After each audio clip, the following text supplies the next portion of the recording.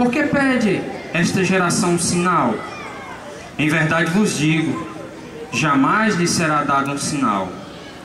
Deixou-os e seguiu de barca para outra margem. Aconteceu que eles haviam esquecido de levar pães consigo.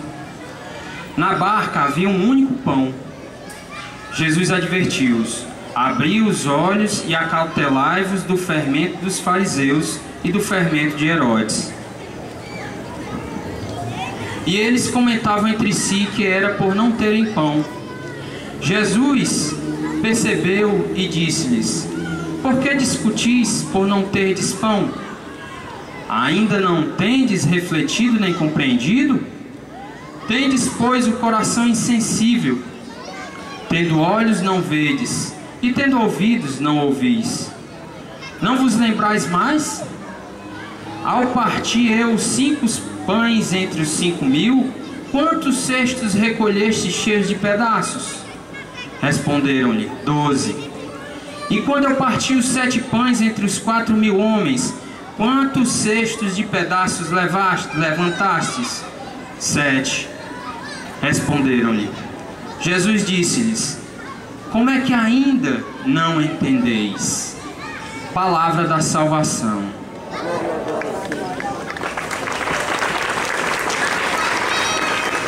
Amém. Então, o Senhor, quando em oração, Ele me mostrou essa palavra, essa passagem, porque o Senhor queria falar a nossos corações. O Senhor sabe de nossas dificuldades e sabe de nossas fraquezas. Então o Senhor, já um cantinho aqui para...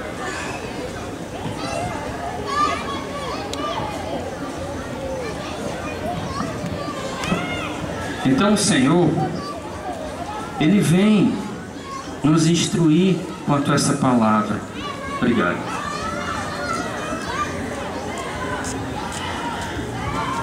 E nós percebemos que no começo dessa passagem, o Senhor fala da nossa falta de fé. Vou ler aqui o começo. Obrigado.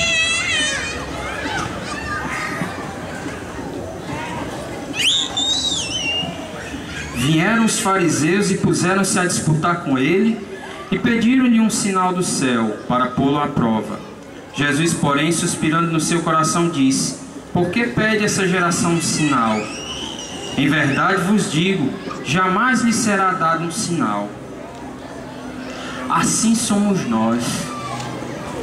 Nós, a todo momento, queremos fazer uma negociação com Deus.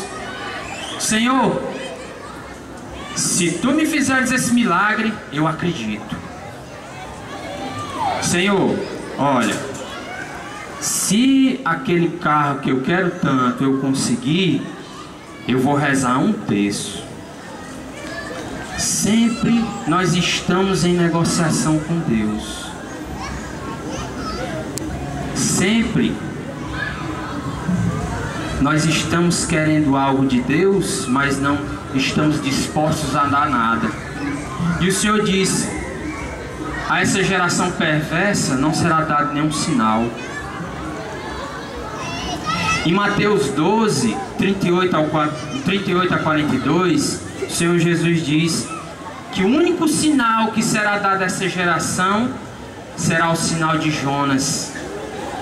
Jonas, aquele que foi engolido pelo peixe, aquele que desobedeceu o Senhor, que o Senhor pediu que ele fosse pregar aos ninivitas, e ele não foi. E a tripulação do barco acabou jogando ele no mar, e ele foi engolido pelo peixe. Mas o Senhor libertou após 3 dias dentro do peixe, e ele foi fazer a vontade do Senhor, e foi proclamar a vontade de Deus no meio dos ninivitas. E os ninivitas se converteram.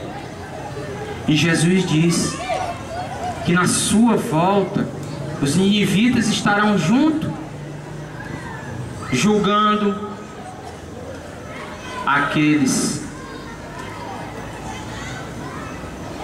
que estão nesse mundo. O Senhor Jesus diz que a rainha do sul veio até Salomão para conhecer a sua sabedoria. E esse também é o outro sinal e o único sinal que nós teremos.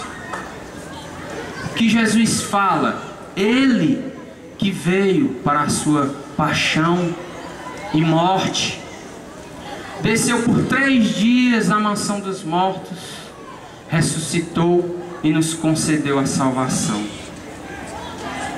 Ele, por meio de toda a sua caminhada, Ele foi sinal na sua palavra. O Senhor Jesus, Ele é sinal de sabedoria, maior sabedoria que Salomão, e nós não conseguimos ver.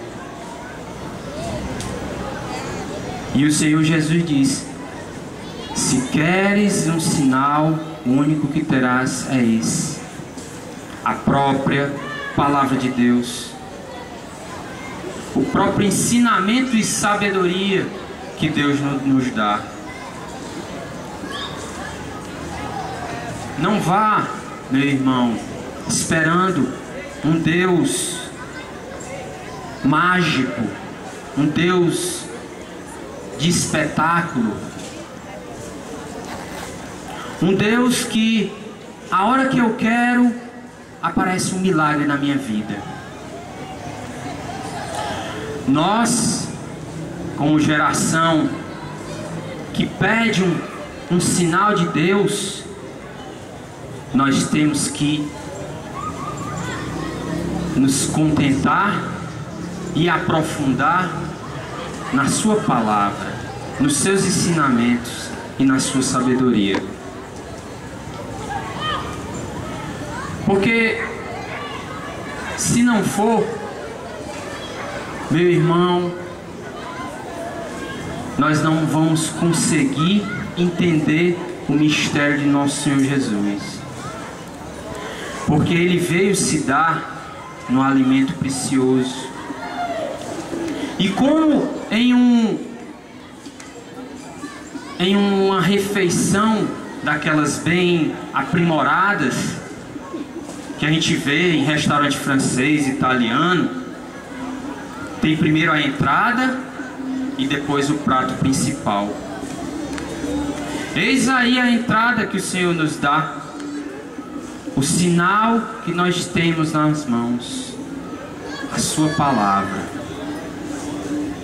Nós devemos nos preparar para o prato principal. Por isso que as celebrações, que a missa não vive sem a palavra. A palavra é o prato inicial, que nós nos alimentamos e que nós possamos nos alimentar com toda vontade, para que quando o prato principal chegar, nós, tomados por ímpeto de fome, não venhamos receber o alimento precioso como que fosse para matar a fome, como apenas que fosse para retirar o vazio de dentro de nós, o vazio da fome. Como muitas vezes a gente chega com aquela fome, os meninos lá da casa, eles comem uma dieta balanceada, que é assim, a dieta da montanha. E essa dieta balanceada, eu fico impressionado como eles conseguem fazer sumir tão rápido. Eu disse: rapaz, vocês não estão sentindo nem o gosto disso aí. E a mesma coisa, a entrada, que é a palavra de Deus, que é o sinal que nós temos, ela vem para nos saciar da nossa fome de Deus, para que quando nós chegarmos no prato principal, nós não o tomamos com toda todo aquele ímpeto, toda aquela fome, e não apreciemos e não sentimos toda a particularidade, toda a beleza, todo o gosto que o alimento divino que Deus nos propõe quer nos dar.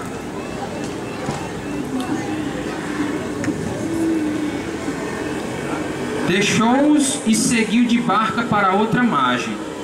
Aconteceu que eles haviam esquecido de levar pães consigo. Na barca havia um único pão. Jesus advertiu-os: abri os olhos e acautelai-vos do fermento dos fariseus e do fermento de Herodes.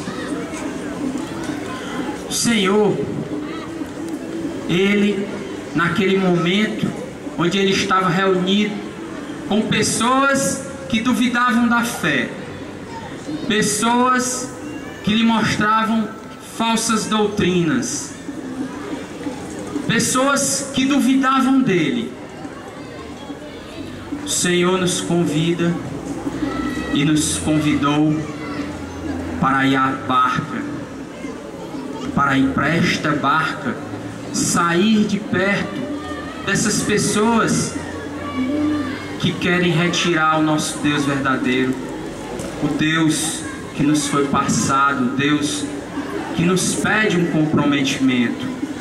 Porque hoje nós sabemos que existe uma vasta gama de religiões, e o plano do inimigo é fazer uma religião perfeita para a nossa carne, uma religião que aceite os prazeres que nós precisamos, e disfarçando esses prazeres com a palavra de Deus.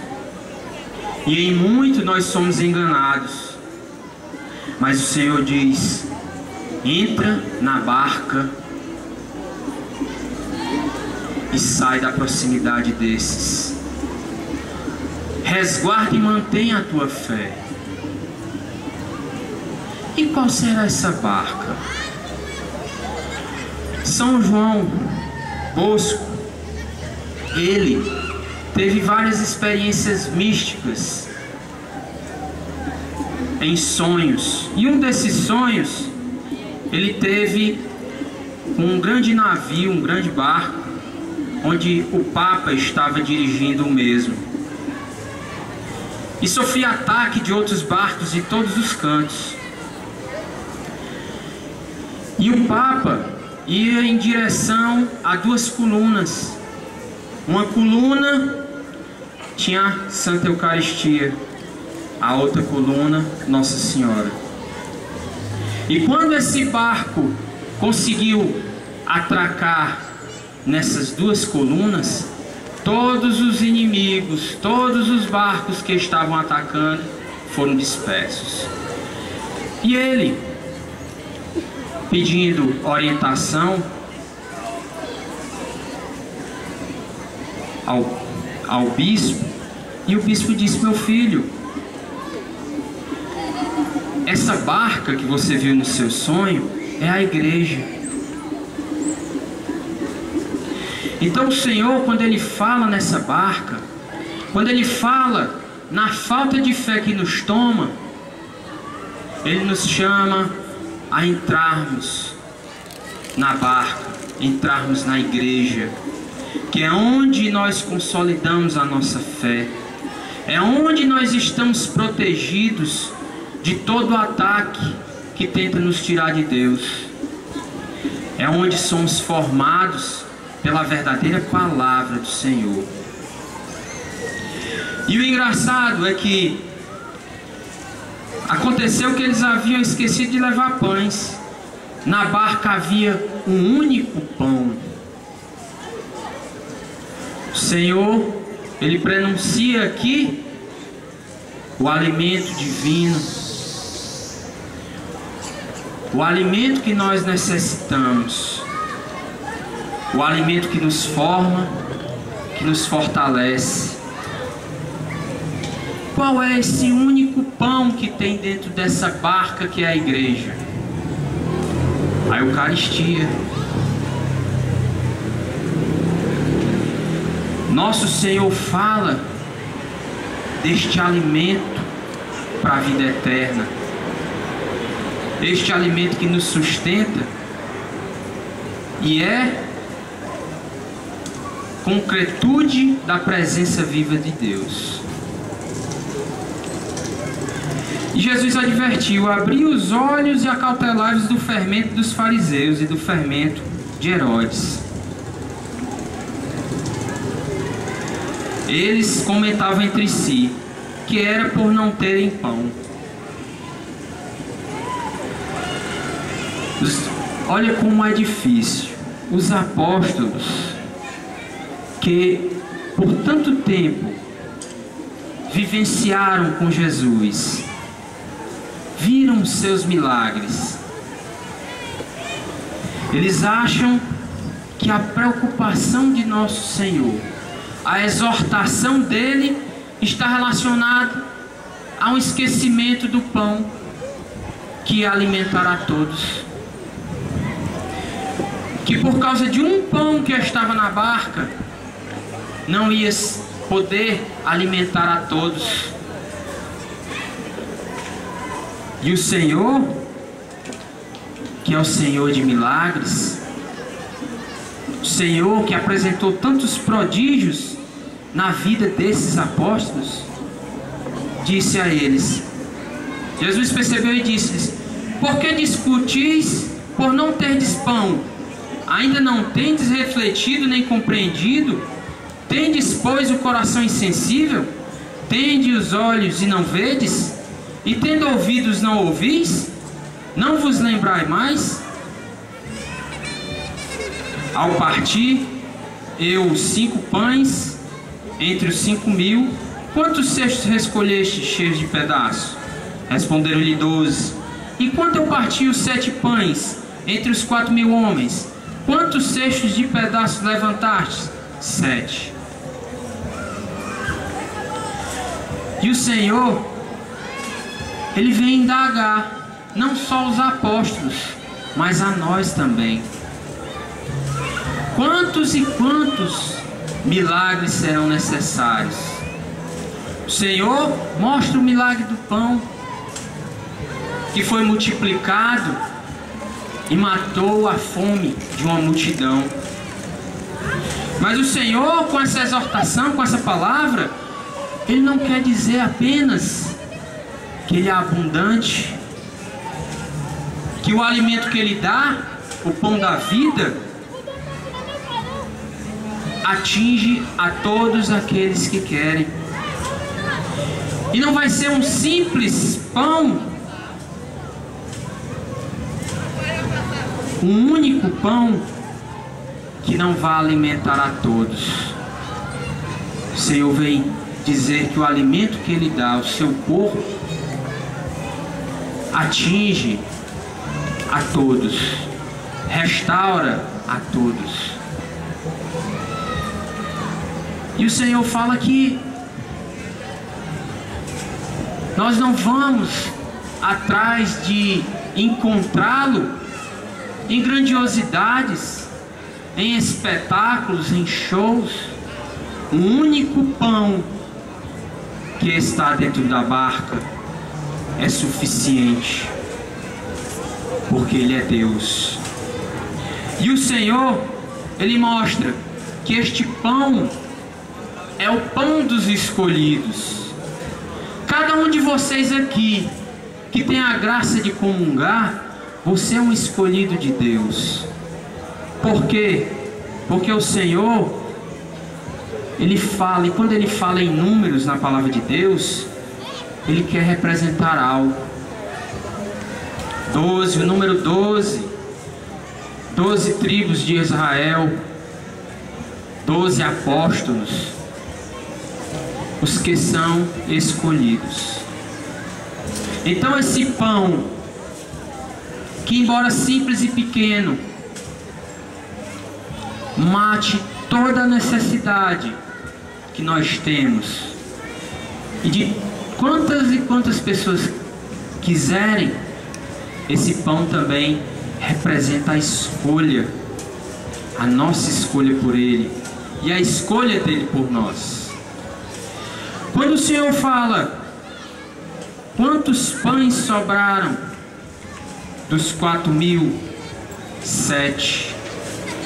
7, a palavra de Deus quer dizer perfeição, plenitude. O Senhor quer mostrar que nesse pão, esse único pão que está na barca que é a igreja, está contida toda a divindade de Deus. Porque esse pão é o próprio Jesus. E escutem bem, esse pão não é o pão que é oferecido em outras denominações, em outras igrejas. Não é um pão bento, não é um pão que faz parte de uma encenação, como se fosse um teatro do que aconteceu na Santa Ceia. E isso algumas igrejas fazem, mas não fazem o que Jesus pediu: fazer isso em memória de mim. Lucas 22:19. E eles usam muito isso. Fazer em memória é lembrar como é que foi, não é que aconteça e tudo. Memoriar no grego quer dizer tornar vivo, tornar atual. O sacrifício do Senhor, toda a sua paixão na nossa igreja, ele se torna atual. Com a consagração que é feita, que o Santo Espírito se derrama, o corpo vive e Jesus está presente conosco. E nenhuma outra igreja você vai ter Deus vivo no pão eucaristizado. Só na nossa igreja católica, apostólica, romana, porque ela acredita no que Deus fala. Porque o nosso Deus é um Deus de verdade, um Deus que cumpre as promessas. Então quando ele diz em João 6,51, eu sou o pão descido do céu, quem comer deste pão terá a vida eterna, e o pão que eu hei de dar é a minha carne para a salvação do mundo. Em Mateus 26 ele diz, tomou o pão, deu graças e o partiu, e deu a seus discípulos, dizendo, tomai todos e comei, este é meu corpo que será entregue por vós. Não é um simples pedaço de pão. Deus pegou o pão e disse, este é meu corpo. Deus disse, eu vou entregar a minha carne, o meu corpo, para a salvação do mundo.